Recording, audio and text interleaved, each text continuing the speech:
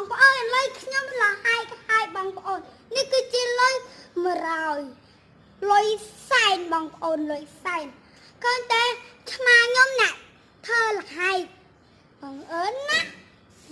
ហើយពីឆ្មាបាញ់តែញមកពីគេឡើងថ្លៃហ្មងមែនតែម្នាក់ទាំងអស់គ្នាណាចង់មានលុយទៀតចាំមើលខ្ញុំលេងសៀកឲ្យមើល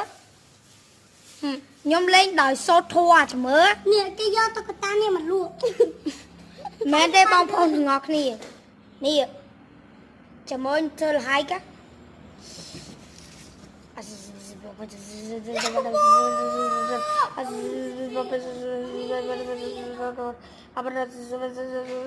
សុតសតมึก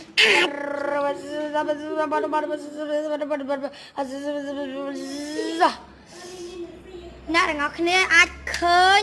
លុយប៉ិតគឺផ្សេងលុយនេះគឺជាលុយអាចធ្វើបាននេះខ្ញុំអាចធ្វើបានណាអ្នកទាំងអស់គ្នាឥឡូវចាលុយសាយគេលុយណាអត់លុយទេ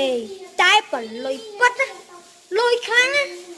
តែគ្រាន់ណាដូចមិនណាអីចឹងទាំងអស់គ្នាចាំមើលដល់វាយគ្នានេះឃើញវាយគ្នាឯងកប់តិចនេះអានេះយាយពាក្យស្អីតិចអញមែនហ្នឹងឥឡូវមើលតទៀតចឹងអត់អីបាទហើយអ្នកទាំងអស់គ្នាចង់យកលុយ100អត់បោតាមខ្ញុំឯអ្នកទាំងអស់គ្នាចូលខាងរួមបាទពេលហ្នឹងណាមកគឺមកកំពុងទៅវាយគ្នាណានេះយើងជិះលោកព្រាវហើយអីទៅឡើងគេហៅម៉ាច់មកជួលទៀត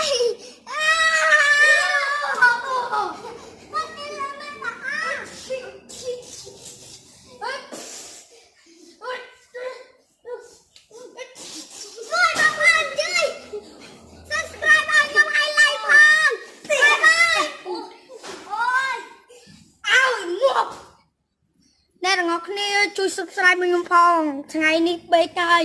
អត់មានស្អី subscribe ឲ្យទេហើយ